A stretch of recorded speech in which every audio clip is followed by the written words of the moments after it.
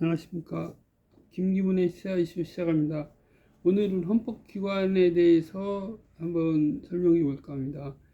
이제 헌법기관은 우리나라에는 국회가 있고요. 근데 정부가 있고, 법원이 있고, 법원은 최고법원으로 대부분을 둔다 이렇게 되어 있고요. 그 다음에 헌법재판소가 있습니다. 헌법재판소, 다음으로 중앙선거관리위원회가 있죠. 선거관리하는라고 하는 장 안에 중앙선거관리위원회가 정해져 있는 거고요. 이제 우리나라 헌법에서는 제1조 제2항에 대한민국의 주권은 국민에게 있고 모든 권력은 국민으로부터 나온다 이렇게 되어 있습니다. 우선 이것이 굉장히 함축적인 의미를 가지고 있습니다. 간단하게 설명을 드리면, 이제 과거에는 그 대통령에 대해서 대통령을 욕하거나 하면은 모욕죄로 해서 처벌을 하고 명예훼손으로 처벌을 하고 하는 조항이 따로 형법에 있었습니다. 그런데 그게 폐지가 되었는데요. 그게 폐지가 된 거는 현행 헌법 제도하에서 폐지가 되었습니다. 즉, 그 박정희 대통령으로 대표되는 권위주의 시대, 이제 1963년부터 박정희 대통령이 민정으로 해서 민정이양을 받으면서 이제 대장 계급을 벗고 이제 정식으로 이제 민선 대통령으로 출마를 했죠. 그래서 72년에는 이제 유신헌법을 해서 개헌을 하고서 그 당시부터는 이제 대통령에 대해서 욕설을 하거나 이렇게 하면은 이제 이제 무슨 뭐 비난을 하거나 하면은 한마디로 잡아가서 뭐 징역 몇 개월 살리고 이렇게 된 겁니다. 이게 바로 이제 문제가 되었던 부분이 대통령의 행위 자체는 모두 정당하다라고 하는 결론을 이미 내놓고 있다는 것이 문제가 되는 거죠, 한마디로. 그래서 현행 헌법에서는 이제 명백하게 이제 헌법재판소에서 판단을 하기로는 헌법기관을 구성하는 자들은 주권을 가진 이제 그 권한을 권리로 표현을 하지 않았습니다. 한마디로 얘기하면 대통령이 행사하는 모든 그것은 권리가 아니라 권한이다. 한마디로 권한이라고 하는 것은 권리가 아니기 때문에 이제 그 권리라고 하는 것은 명백하게 따지면은 이제 국민으로서 법원에 제소를 하고 해서 다툴 수 있는 이제 고소도 하고 이런 권리가 있다는 거죠. 그렇지만 권한이라고 할 때는 대통령이든 아니면 뭐 국회의원이든 간에 주로 대통령이 해당이 되겠죠. 대통령이나 뭐 헌법기관에 속하는 국무위원, 국무총리, 부총리 이런 사람들이 되겠죠. 이런 사람들이 국민에 대해서 또한 행위를 할 때는 그것은 권한이기 때문에 권리하고는 다른 개념이다라고 판단을 하는 겁니다. 그래서 뭐 국민이 결과적으로 정부 정책에 대해서는 자유롭게 비판을 할 수가 있다는 취지를 볼 수 있고요. 쉽게 얘기하면 과거에 유신 시대라든가 이런 때는 공무원 신분을 가진 공무원이나 군인이나 경찰 이런 사람들은 국가에 대해서 어떠한 요구할 수 있는 권리, 청원권이 제한이 됐습니다. 공무원이기 때문에 국가에 뭘 하는 거는 용납이 안 됐던 거죠, 한마디로. 그랬던 것이 공무원도 국민이다 이렇게 된 거죠. 그렇기 때문에 그 측면에서 이제 공무원을 과거에 특별 권력 관계라고 해서 상당히 제약을 많이 주던 그런 형식이었지만 현재는 표면적으로는 그러한 제한은 상당 부분 해소가 되었다. 심지어는 지난 국회에서는 지난 국회가 아니라 이번 국회입니다. 이번 국회에서는 18세 이하로 이제 선거 연령도 낮춰졌을 뿐만 아니라 피선거권이 그건 이미 낮춰져 있었고요. 피선거권이 18세로 낮춰졌습니다. 과거에는 20세였던 거죠. 또 하나는 바로 이것은 입법이 되지는 않았습니다만 현재 공무원 등에 대해서도 선거운동과 정당 가입의 자유를 보장을 해야 된다라고까지 주장하고 있습니다. 물론 이 부분은 민주당 쪽에서 주로 얘기를 해왔던 부분입니다. 그래서 이제 헌법기관과 관련해서 우선 우리나라에서는 헌법기관으로서는 국회가 이제 국민의 대의기관이다 해서 가장 앞이 장으로 설치가 되죠. 그래서 3장부터 되게 시작을 합니다. 그러면은 이제 재헌국회부터 쭉 국회가 3장으로 쭉 들어가 있고요. 다만 1972년에 유신헌법에서는 통일주체국민회의라고 하는 그것이 앞으로 들어갑니다.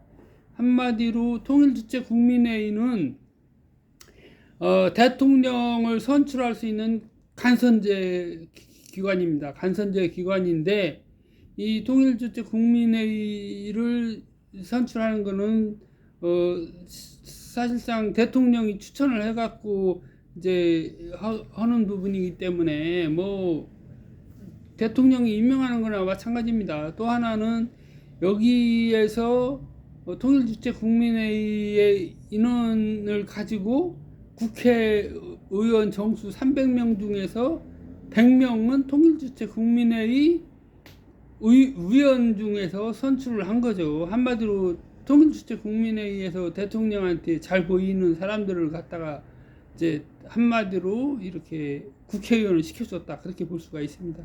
아무튼 그렇고요. 그래서 박정희 대통령이 1961년에 5.16 군사쿠데타를 일으키고 나서 국가재건 최고회의라는 것을 만들었습니다. 이 국가재건 최고회의는 1961년부터 민정이양 전까지 해서 국회의 권한을 대치를 했고요.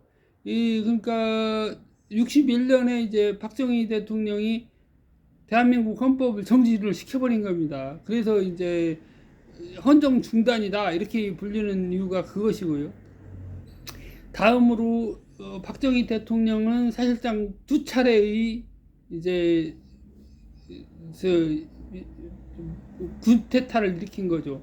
한마디로 1972년에 유신헌법을 만들 당시에도 이제 대통령이 국회를 해산을 시켜버리고서 그 후에 이제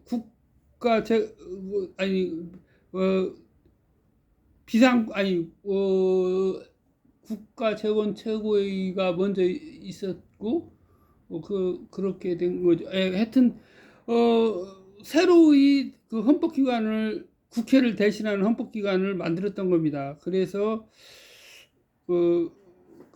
그리고 또 하나는 1980년에 전두환 씨가 쿠데타를 일으켜서 또 다시 그때 당시에는 이제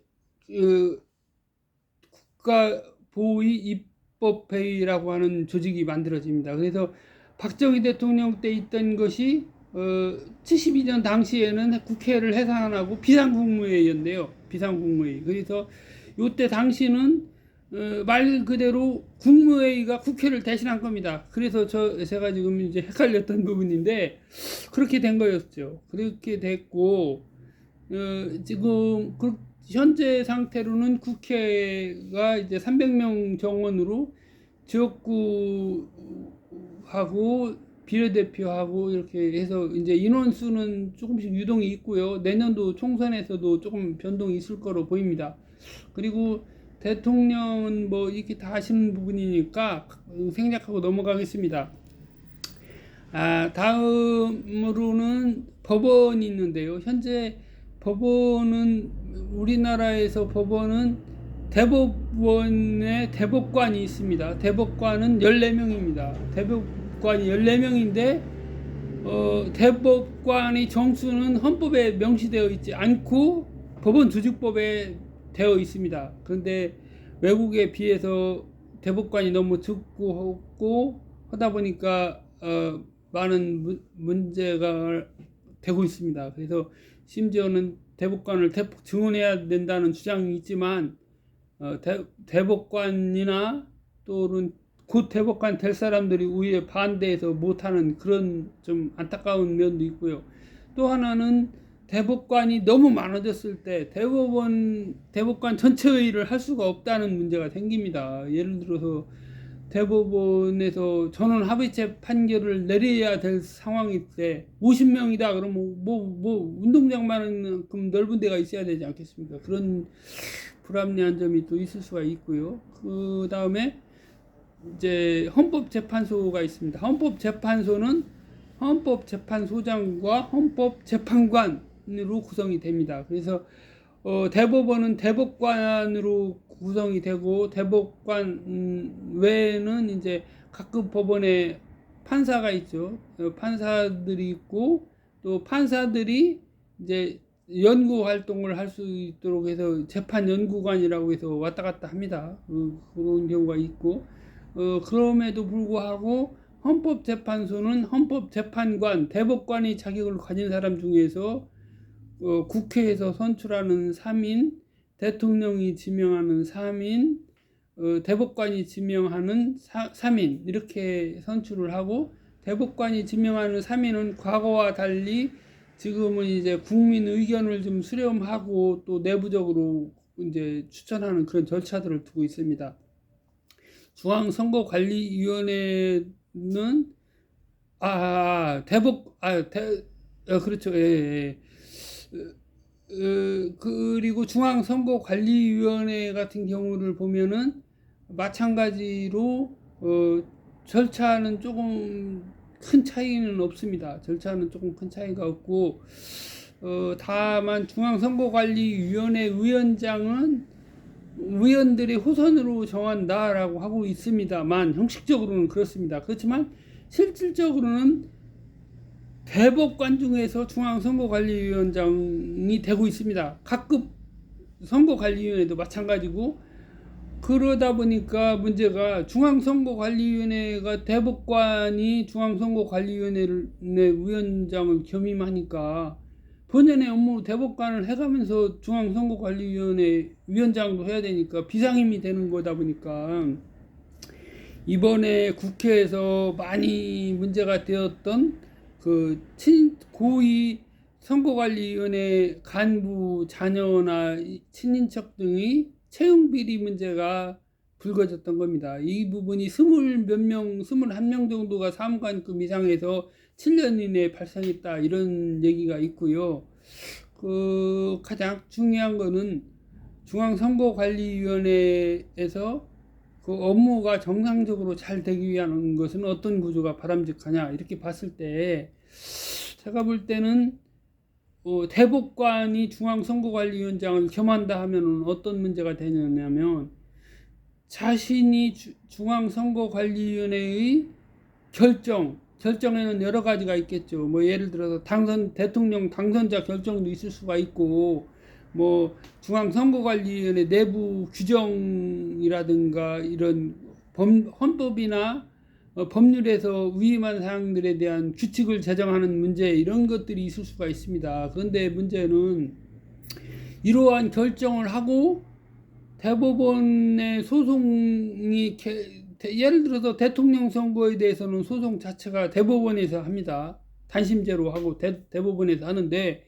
그러면 대통령 선거에 대해서 다툼이 생겼을 때 중앙선거관리위원장으로서 자기가 결정을 해서 한 처분에 대해서 대법관으로서 대법원 전원 합의체 결정에 참여하게 된다는 문제가 있습니다. 그래서 제가 또 이거는 맞지 않다라고 해서 국회에도